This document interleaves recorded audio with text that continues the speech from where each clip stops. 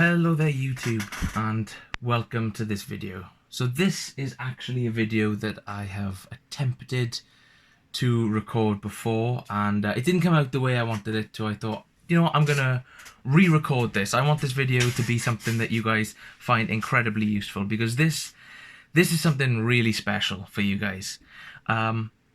As a lot of you know, Dungeons and Dragons is a game that takes place over a variety of different settings. You might have one adventure that takes place in a forest, and the next adventure takes place in an underground tomb or cavern or a mountain range.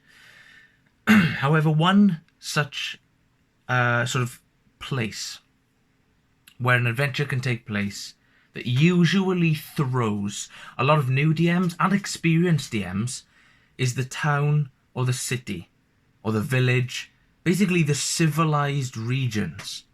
And you would think that those are the places that we feel most comfortable as DMs to run adventures, but they're just not. And the reason that they're not is because we're used to delving into fantasy and thinking about what horrors are going to be in a tomb. A tomb is this enclosed space. A space in which we know what every room holds, we know what every creature in that place can do. However, a city is this indescribably large location, where even if I give it a size, even if I describe the different regions of the city, the market district, the trade ward, you have the sea ward, whatever you want to describe it as, it's still really difficult to put an image of what that might look like into your head. And it's even harder as a DM to make it actually feel like a coherent city, like a coherent place or a village. So that is what this adventure is about. That's what this adventure is about. That's what this video is about. We're going to be taking a look at something that I have concocted that I simply call the City Binder. This right here is a culmination of notes, of resources, of just general supplies that I can use in any situation to describe and give detail to a city, a village, a town, and make it feel three-dimensional, make it feel full and rich and alive. So this is that video. I'm very excited to show this to you guys. I hope this inspires you to do something similar yourselves. So the first thing we can see as I open this book up is we have the Table Fables by Madeline Hale. Now, Table Fables is a fantastic resource. I mean, I can't glorify this enough. Simply put, there are 2 books in the Table Fables series. This is the first one, because I found the first one to be a lot more useful for my needs. But as you can see, it's basically filled with a bunch of roll charts. For example, we've got female and male names on a D100 roll chart. We've also got sort of background generators. One of my personal favourites is we've got a bunch of potion effects, potion tastes, labels.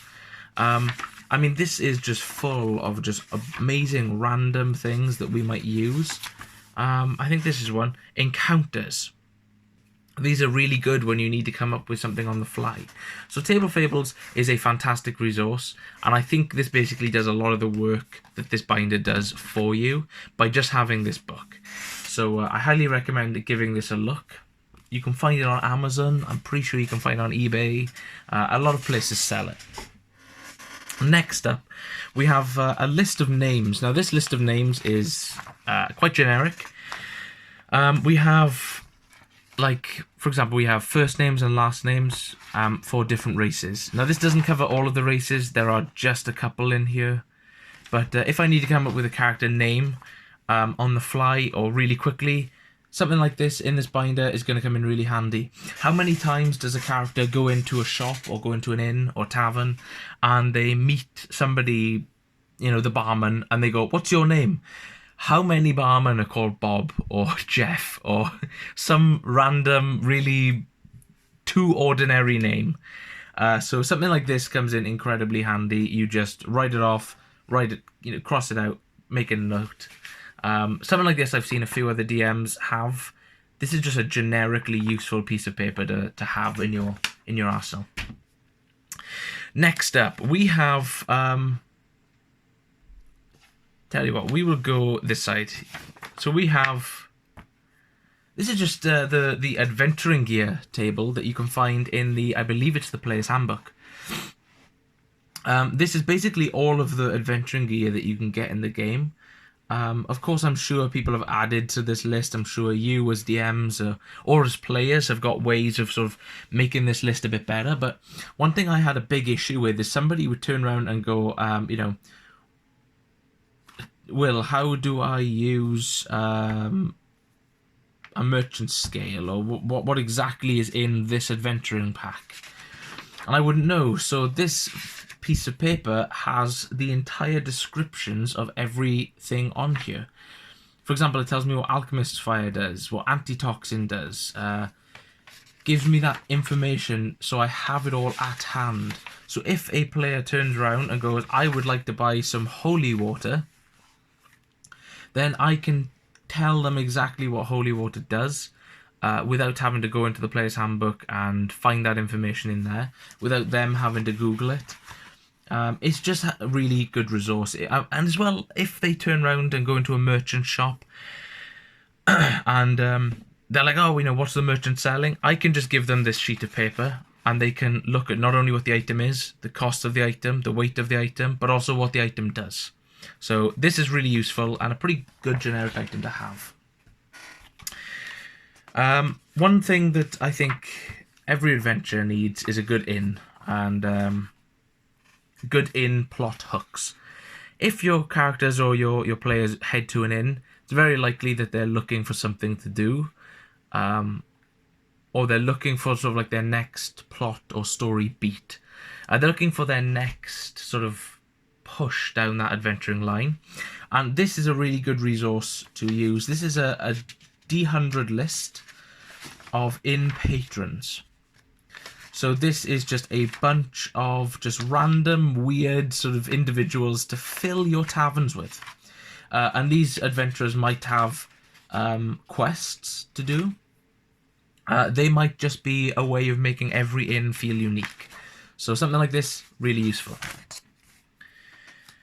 Okay guys, so one thing that really irritated me with Dungeons & Dragons was that the weapon list and the armor list was so small. Especially when you look at magic items. Now magic items in the game there are literally, I think there's like hundreds. And you can easily make your own. However, when you look at just generic armor and weapons, you see these lists. This is all of the weapons that somebody's going to have in D&D. All of the armor that someone's going to be wearing in D&D. It's too vanilla. It's too plain. Nothing here is interesting. And whilst playing in one adventure, I had a player turn around to me and say, Will, I would like to go to a blacksmith's and have a piece of my armor upgraded. And I thought that was a pretty simple, generic request. Like, of course you can. This is a fantasy world in which you can do anything. Why shouldn't you be able to go to a blacksmith's and have a piece of armor upgraded? The issue is that I didn't know any rules, and I hadn't decided on any rules or thought about it, of how to improve weapons and armor. And it was a point for me that was a massive turning point as a DM. It happened quite recently where I thought to myself, do you know what, I need to be more prepared in towns and villages, because I wasn't prepared for that question. So this came out of that. This is a result of that question. If your player wants some different weapons or armors and items, this document, or a document that you can get like this. So a lot of these resources were found on the DM's Guild.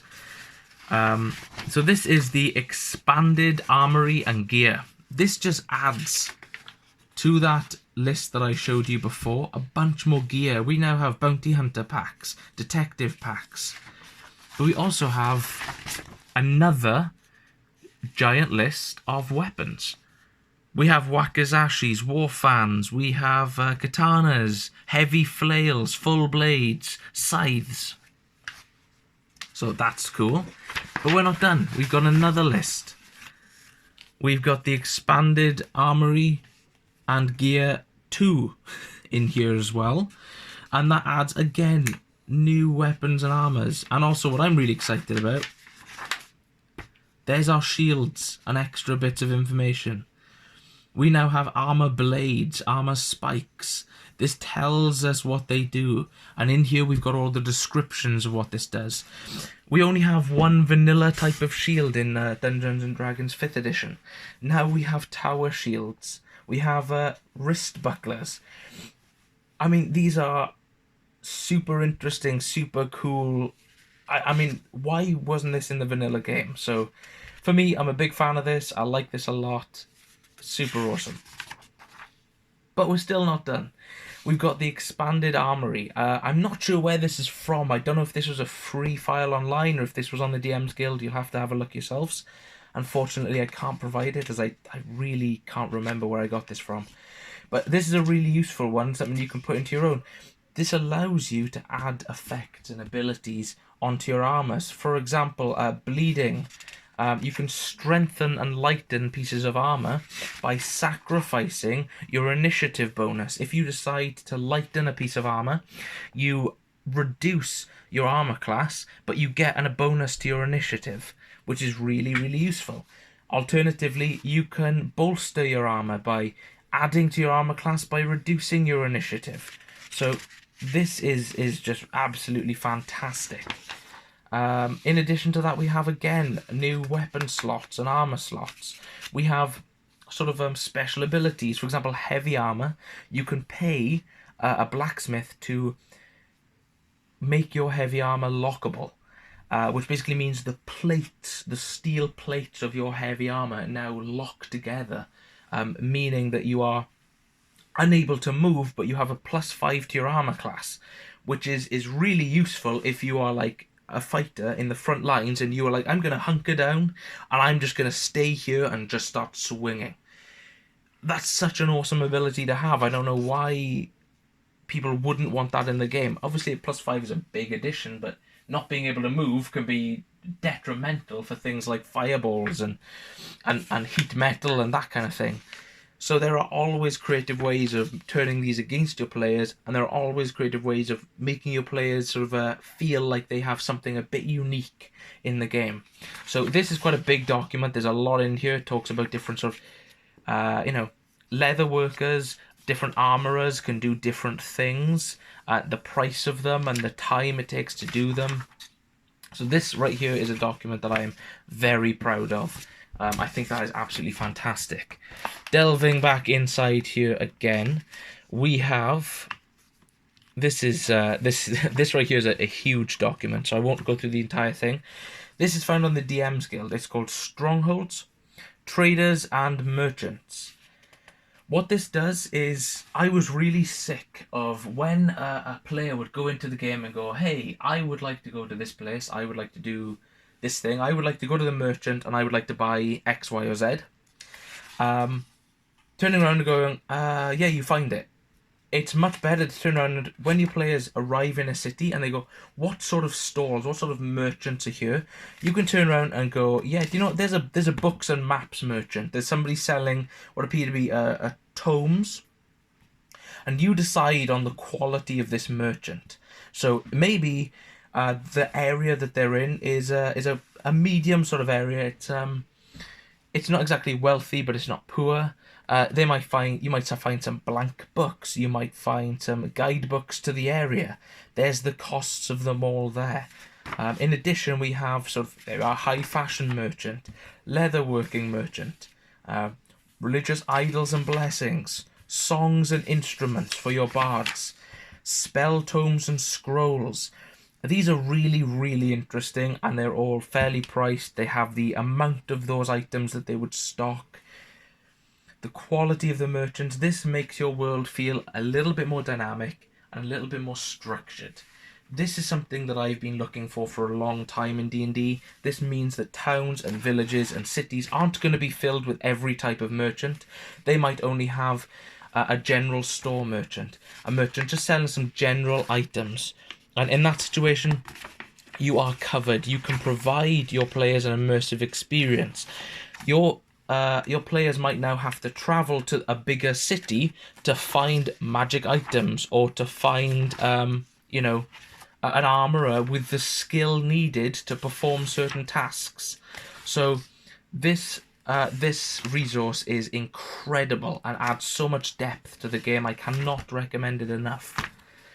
So moving on, I always keep the calendar of Haptos, sorry, in here. It's just something I like, tracking time in games, so this allows me to do that. We have a list of all the different types of food and nourishment that is in the game. Again, this just adds a little bit more depth. What I like to do is I like to add a little bit of flavour into the game by turning around and describing the types of food that they eat. Maybe squalid food is going to give them not any benefit at all, but if they pay for comfortable food, they actually get maybe a point of inspiration because they've eaten a comfortable meal. They've eaten a good quality meal. Maybe they get a bonus to their stats, temporary HP. By adding in custom homebrew rules like this, you make it so that your players go to taverns, they go to inns, and they role play those situations because they know they're going to get in-game benefits and in-game effects. So I really like this. I think this is absolutely fantastic. Highly, highly, highly recommend you guys do something very similar. This is an interesting one as well. This is sane magical prices. In my game, magical items they're not as rare as the DM's guide recommends them being.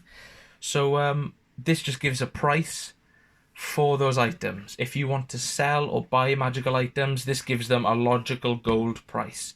So highly recommend that if you are planning on making magic items a bit more accessible in your D&D games. We've also got recipes.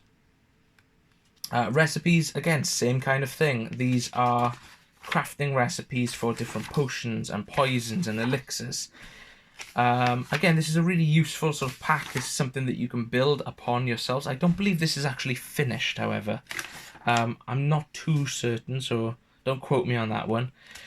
But what this does is it gives you something to build on. So one of my players is really interested in crafting, in using his herbalism kit to craft certain types of potions and things. So this gives me something to work on for that.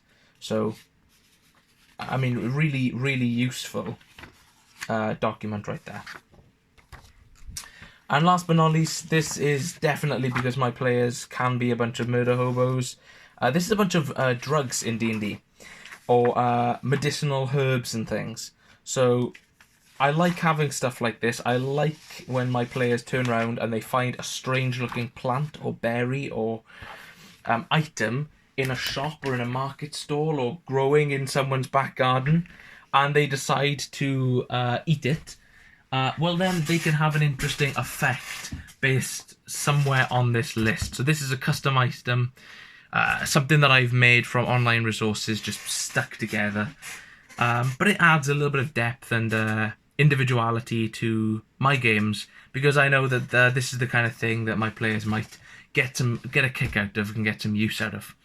So that is what I contain within this folder. I mean, if we look at this entire thing, you can see that there are a absolute ton of packs in here, from merchants to weapons to just general D100 lists to drugs and food to the types of patrons that you're going to find in the inn.